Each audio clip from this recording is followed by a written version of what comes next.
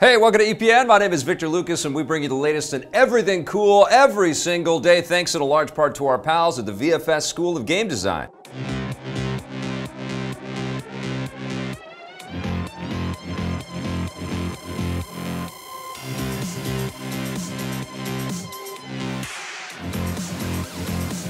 Thank you so much, Vancouver Film School. Now, this rundown is dedicated to GetBent57, who thanks us very much for uploading some of our documentaries. There are more coming, so stay tuned for that. But right now, here's your rundown. A cool new Canadian-made video game is starting the long, dark journey to theaters.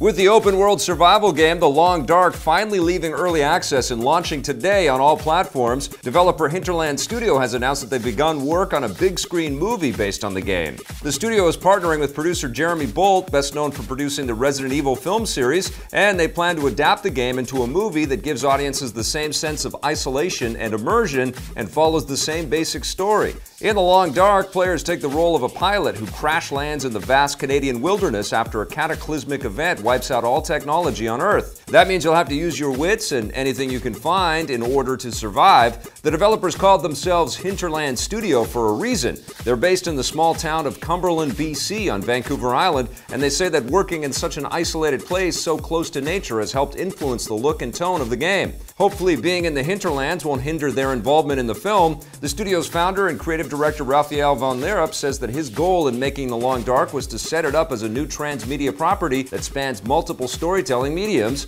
and making the film adaptation is the first step in achieving that vision. We've already got an idea of what the movie will look like. The team has just released a live-action short film called Elegy, which is meant to promote the game, and it's basically their concept of what the movie might resemble. We'll let you know when new details on the film are announced. In the meantime, we'll be busy playing the game. The narrative will unfold episodically, with the first 2 chapters available today and the remaining 3 set to follow soon.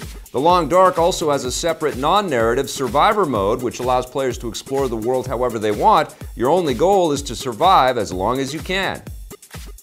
The blocky world of Minecraft is starting to get better together for everyone except PS4 gamers.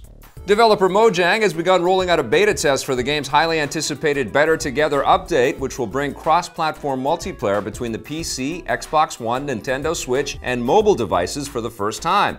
The beta is currently available on the PC and Android devices, but it will expand onto other platforms soon, with Mojang planning to release the final version later this year.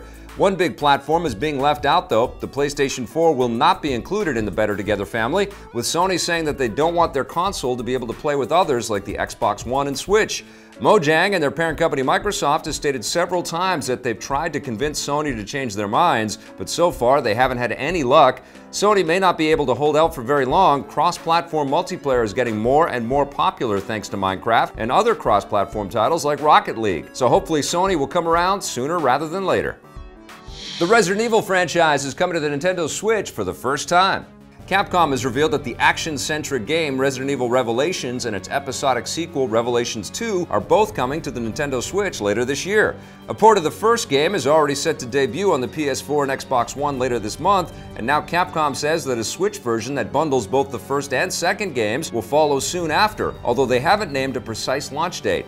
This is just the latest in a long line of ports for the Revelations series. Revelations 1 was first released on the handheld 3DS in January 2012, before being released on the PS3, Xbox 360, and Wii U a year later. The sequel was released episodically on current-gen systems in 2015. Capcom hasn't said if the new Switch versions will include any extra content, but it seems likely that they'll at least have all the DLC. The games also have a strong emphasis on co-op, so it would be great if the Switch versions made use of the system's dual controllers for a local co-op mode. Expect more details soon.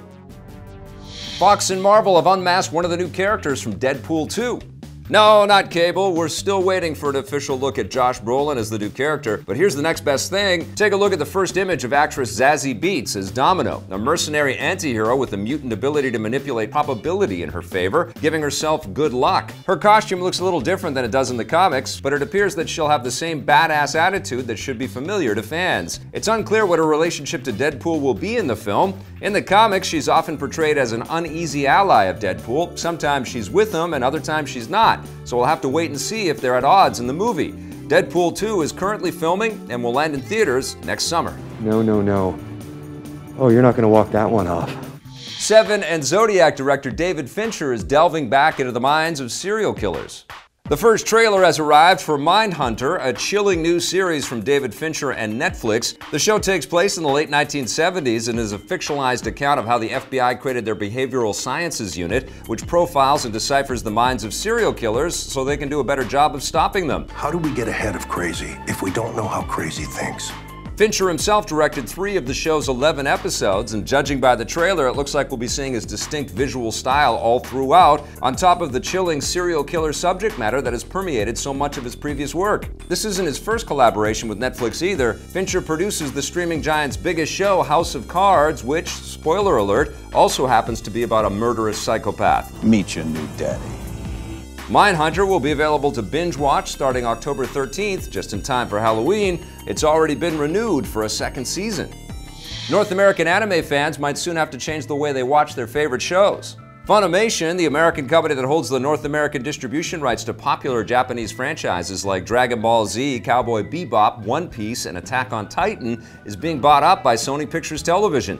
They're buying the majority of Funimation shares, which will give them control over the company and all of its distribution rights to various franchises. Sony says they're doing this as a way to beef up their holdings and also help increase the number of shows available on their anime streaming service, Animax. But there's no word yet on what this means for people who already watch Funimation content on other services. We'll just have to wait and see. The deal has yet to be approved by US regulators. There's going to be one less big game developer in Montreal, well, sort of. Electronic Arts has merged Mass Effect Andromeda developer BioWare Montreal with another Montreal-based subsidiary, EA Motive, which is currently working on Star Wars Battlefront 2. This essentially means that BioWare Montreal no longer exists, with most of the staff absorbed into the Motive team. But it's not that big a deal when you consider that the two teams already occupied the same building, so this is basically just a rebranding move on EA's part. So why is EA doing this?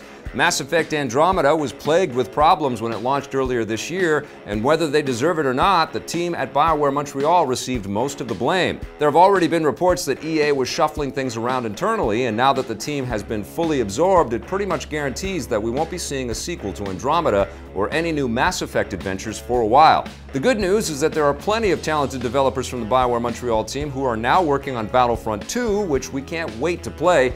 The game arrives this November. That's it for the rundown today. Thank you so much for watching. If you want to learn more about game design, visit our pals at VFS.edu. We'll be back again tomorrow with a brand new episode for you. And in the meantime, watch some of the other content we've made. And if you like it, hit subscribe for us, okay?